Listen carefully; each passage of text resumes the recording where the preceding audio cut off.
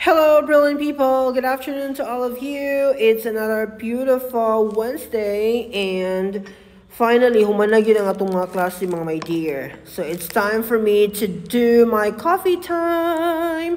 So, sa mga nag-abang diha sa akong coffee time, pag-shoutout po mo, pag-comment po mo, for me to know. Anyway, ako mong dad-on karon mga my dear sa akong kwento sa Mindanao State University. Okay? Kung saan ako nahuman ang akong kurso. Ana.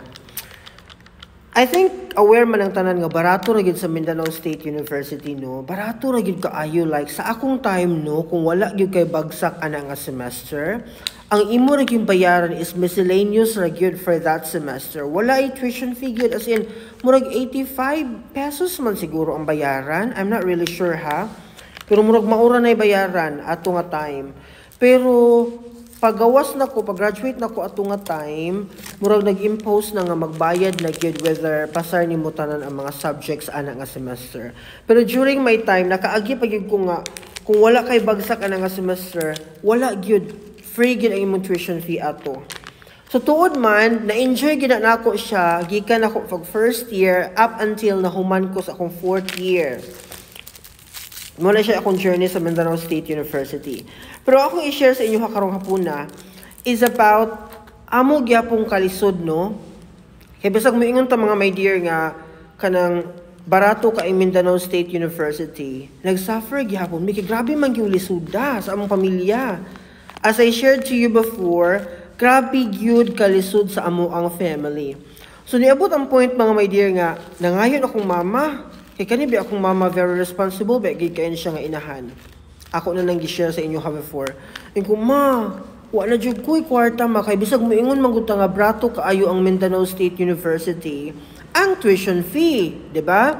Pero ang pagkaon nimo, ang bayad sa imong balay, kay at that time mga my dear, nag-decide naman ko adto nga mag boarding house na gyud.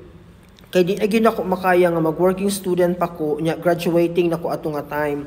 Ang ako pong fear, basin hinuon og ma-extend hinuon ko di ko man sa akong thesis or other requirements di na ako ma-accomplish, kay tungod lagi na atay mga other tasks na dapat buhaton if working student ta. So kato nga time, nag-decide na jud ko nga mag-boarding house. So, ano na, ma, na-jud ko kailangan paliton mo unsa to murag project to siya or whatsoever. So si mama, grabe taon niyang pangitag kwarta mga my dear. Unya, ato nga time, ang iyang nakitaan is I think 200 pesos. Ana, wala pa may GCash atong panahon na.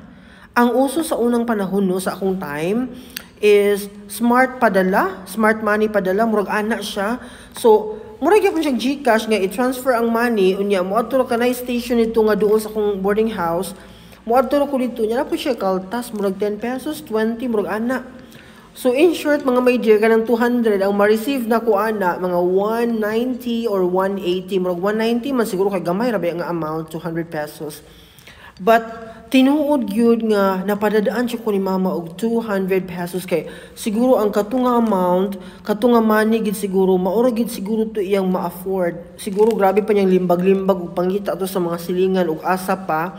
Para lang yun mahagbungan ko kanya na ko, ma, wala dyan ko kadaganan kay ang ako pong mga kauban diri galisod po silang tanan. So grabing paita mga my dear. Isa pa lang na siya ka portion sa ako ang college life nga makaingon gyud ko kung wala lang gyud ko nangandoy og quality life, kung wala lang gyud ko nangandoy nga mabago akong kinabuhi, lami kay surrender ato nga mga point. Uy, kay nagi panahon nga makaingon ko, Lord, asam ko pa pagkaon ani. Akong mga kaila makarelate gyud nga mag-bread lang mi, nya inom tubig, tulog dayog malamala kay para pagkaugma didto na mi mangusog og kaon. Kay anyway sa gabi matulog man ka, especially kung wala kay exam or other things to do. Ana man gud ang mga kwento sa unang panahon. But what I appreciated about that time is ang efforts sa akong mama ba nga even sa kinalasan niyang kwarta, she's very much willing to sacrifice that one para makahuman ko, maka-eskwela ko, para mabuhat na ko ang akong dapat buhaton in connection to my studies in Mindanao State University. So, I'm so very happy and grateful ko ato nga time at the same time kay ang efforts akong inahan, grabe gyud, di mabangbang mga dear. Paulit-ulit na lang ko rin mo ingon sa inyo to glorify or to praise my mom kay grabe gid siya kaayo mo effort sa akong pag-eskwela. Wa gid siya nagkulang, wa gid siya nagkulang. So mo to siya nga portion sa akong life nga gusto ko i-share sa inyo habang nga naka-experience gyud ko nga napadadaan ko og 200 pesos sa akong mama. Gamay siya nga amount, nakayon po ko paitaan yun, 200 yun. Saan ko man pag-save in taon, pero kabalo po mga my dear, grabe gina akong tipig-tipig adto. Kaya gusto na ko nga, alangan na gipadat ako 200 karon ya. Pagka ugma, mangayo na po kong another money. Pugong yung maayo, kaya para mo extend pa siya pila ka days nga makasurvive pa ta using that amount.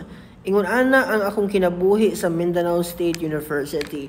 But again, kung maningkamot lang gyud ta, maabot gyud nato ang atong mga pangandoy, di ba? So I am a living proof of that. Ikwento na to ang sunod pa nga portions akong Mindanao State University journey sa atong next video. Bye-bye!